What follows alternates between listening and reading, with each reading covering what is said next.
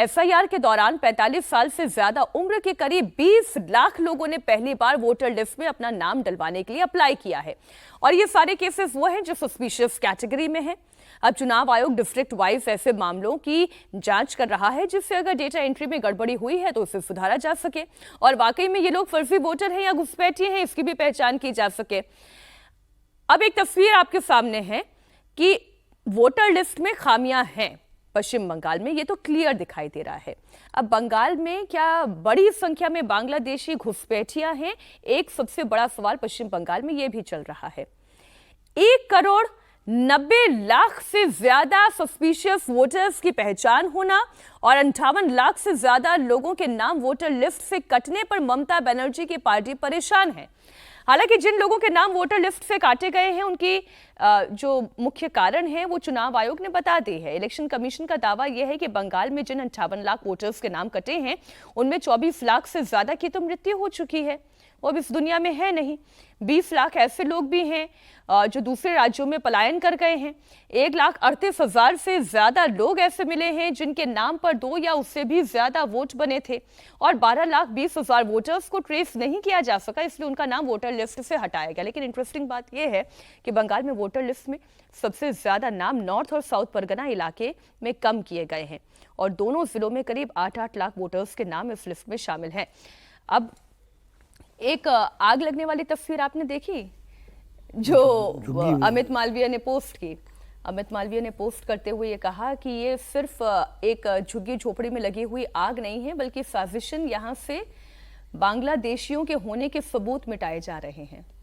देखिए, Amit Malviya Bharatiya Janata party IT cell के प्रमुख हैं, तो जाहिर है कुछ भी होगा तो वो अपना राजनीतिक रूप से बयान देंगे, मैं उस पर बात नहीं करता। लेकिन हाँ, अगर आग लगी है तो उसकी जांच होनी चाहिए, क्यों लगी, कैसे लगी, क्या वाकई उनका आरोप जो है उसमें कुछ दम है या सिर्फ राजनीतिक आरोप है।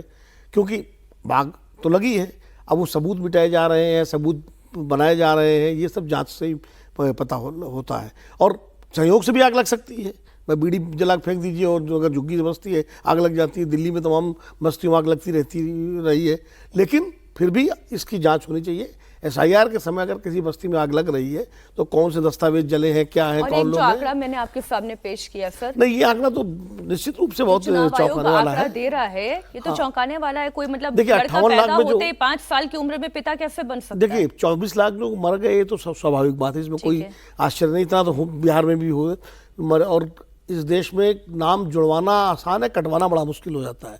अच्छा, लोग भी लापरवाही करते हैं। पिताजी की मौत हो गई, कोई वोटर लिस्ट में ये जहमत नहीं उठाता कि जाके वहाँ BLO को बताए कि भाई हमारे पिताजी नहीं रहे, वो कट गया, तो वो नाम चलते रहते हैं और उसमें फर्जी वोटिंग भी होती रहती है, उनके नाम पर लोग डालते रहते हैं, एजेंट सब मिल जाते हैं, ये सब चलता रहता है। लेकिन वो जो संदेहास्पद वोट हैं, संदिग्ध वोटर हैं कि 15 साल से कम उम्र है या 5 साल से कम या 50 साल से ज़्यादा गैप है, तो वो निश्चित रूप से उसमें ये देखना चाहिए कि एंट्री के समय गड़बड़ी हुई है या वाकई कागजों में गड़बड़ है। और अगर ऐसा है तो निश्चित रूप से ऐसे लोगों की पहचान की जानी चाहिए। और इसमें तो विपक्ष को खुश होना चाहिए कि राहुल गांधी के प्रेस कॉन्फ्रेंस करने से पहले ये डेटा निकालकर इलेक्शन कमीशन ने सामने रख दिया। राहुल गांधी यही तो प्रेस कॉन्फ्रेंस की थी, आनंद वाली प्रेस कॉन्फ्रेंस का अंतर कैसे है, माधेपुरा वाली प्रेस कॉन्फ्रेंस। देखिए, ऐसा है कि पश्चिम बंगाल में 2004 में कुल वोटर थे 4,74,00,000। आप इसको गणित के हिसाब से देखिए, अगर 24 लाख की मृत्यु हो गई उस समय से तो कितने बच गए? 4,50,00,000 हुए।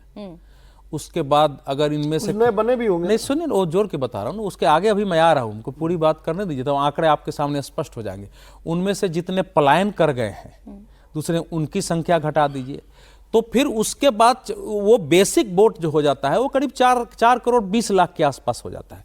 पूरे भारत में जो जन्म और मृत्यु दर है वो निश्चित है कि हर वर्ष कितने लोग जीते। बंगाल का सब राज्य का लगभग बराबर हो गया है और इतने सालों में, पिछले 12-15 सालों में कोई ऐसी घटना नहीं हुई जिसके कारण बंगाल से व्यापक पलायन हो या बंगाल की ओर व्यापक भारत से लोग गए हों। तो उसके आधार पर नॉर्मल जो आंकड़े होने चाहिए वहां वो करीब करीब 6,40,00,000, 6,35,00,000, अधिक से अधिक होगा तो 6,50,00,000 वोटर का होना चाहिए। 7,63,00,000 वोटर होने का कोई कारण ही नहीं है किसी आंकड़े के आधार पर। जहां तक 58 लाख का सवाल है तो बिहार में तो 68,66,000 वोटर हटे थे, तो इसलिए उसमें मुझे आश्चर्य नहीं है। लेकिन 58 लाख सुन के मुझे हैरत हो रही थी कि 58 लाख कैसे हो सकता है। कम से कम पश्चिम बंगाल के नॉर्मल आंकड़ों में 1 करोड़ से ज्यादा वोटर जो है ऐसे हैं जिनको वोटर लिस्ट में नहीं होना चाहिए नॉर्मल पोजीशन में। 1 करोड़ 4 लाख हो सकते हैं, 1 करोड़ 5 लाख हो सकते हैं, 1 करोड़ 6 लाख हो सकते हैं, 1 करोड़ 10 लाख हो सकते हैं। इससे कम वहां कटौती हो नहीं सकती। दूसरा क्या हुआ है कि वेस्ट बंगाल में जैसे पोल रिगिंग होती है साइलेंट, वैसे ही वहां बहुत जगह SIR रिगिंग हुई है कि पूरे के पूरे फॉर्म वापस आ गए हैं। 2208 ऐसे बूथ थे जहां से जितने फॉर्म गए उतने आगे, ना वहां कोई मरा हुआ लिस्ट आया, ना वहां कोई तो पलायन का लिस्ट आया है।